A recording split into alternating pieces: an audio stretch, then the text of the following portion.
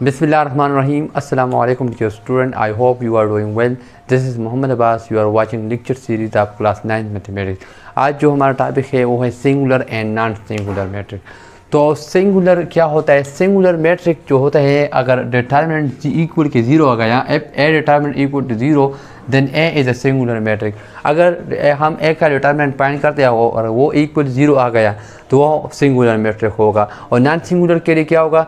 A determinant not equal to zero. अगर A determinant हम find करते हैं और डिटर्मिनेंट हमारे पास ज़ीरो के इक्वल नहीं आया तो वो हमारे पास वो नॉन सिंगुलर मैट्रिक होगा। हम इस पर कुछ एग्जांपल्स करते हैं, तो कुछ क्वेश्चन जो एक्सरसाइज करते हैं तो आपको फिर समझ आएगा। यहाँ पर जो है ना ए डिटर्मिनेंट फाइंड करते हैं, सो ए डिटर्मिनेंट तो 5 4 3 2 1।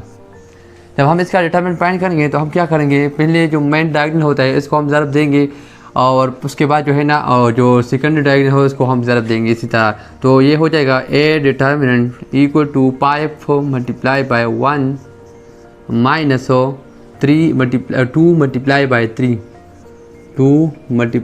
3 तो ये हम 5 1 5 हो जाएगा और ये 2 3 6 हो जाएगा। तो हमारे पास क्या आया? -1 आया। तो -1 इक्वल की ज़ीरो के इक्वल नहीं है ना, so -1 not equal to zero, thus A is a non singular matrix.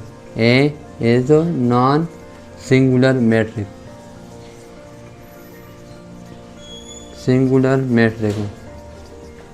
अब हमें इसमें से जो है ना ये 4 पार्ट दिए गए हैं, तो पार्ट 4 में आपको कराता हूँ और 2 3 आपको ट्राई कर लें। तो पार्ट 4 हमारे पास है,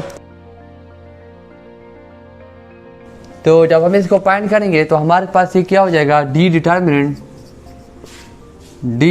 डिटर्मिनेंट इक्वल टू -3 6 2 -4 डिटर्मिनेंट।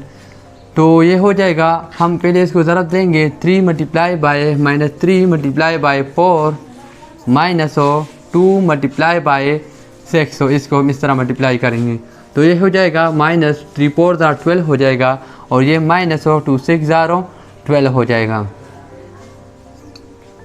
तो यहाँ पर जो है ना हमने ये माइनस है, ठीक है इधर, तो ये माइनस हो और प्लस हो जाएगा, 3 4 और 12 हो जाएगा, माइनस प्लस हो जाएगा। तो जब 12 से 12 माइनस करें तो हमारे पास 0 आ जाएगा।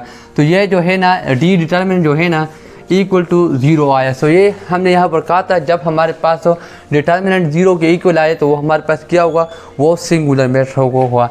तो ये है 10 D is a singular matrix हो, 10 D is a singular matrix हो।